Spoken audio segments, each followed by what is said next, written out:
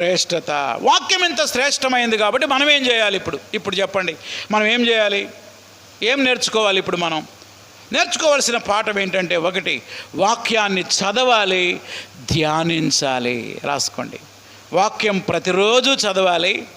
ఏం చేయాలి? దాన్ని ధ్యానం చేయాలి. చదవటమే కాదు, ఊరు చదువుకుంటూ పోవటమే కాదు. కొంతమంది క్యాలెండర్లో వాక్యం చదువుకొని కాలేజీకి వెళ్తారు, డ్యూటీకి వెళ్ళిపోతారు. బైబిల్ చదువుకున్నారు బ్రదర్. క్యాలెండర్లో చదివితే సరిపోదండి. క్యాలెండర్ చదవడం అంటే అర్థం ఏంటో చెప్పనా? నువ్వు రోజంతా డ్యూటీకి వెళ్ళేటప్పుడు ఒక చిన్న బిస్కెట్ తినిపోయినట్టు అనమాట. ఒక చిన్న బిస్కెట్ తింటే కడుపు నిండిద్దా? చెప్పండి. వాక్యాన్ని లోతుగా చదవాలి, లోతుగా ధ్యానించాలి. రెండవ మాట రాసుకోండి, వాక్యాన్ని కంఠస్థం చేయాలి. కేవలం చదవడం, ధ్యానించడం మాత్రమే కాదు. కొన్ని మంచి మంచి వచనాలు ఉంటాయి, దేవుడు నీతో మాట్లాడే మాటల్ని అది హృదయంలో పెట్టుకోవాలి.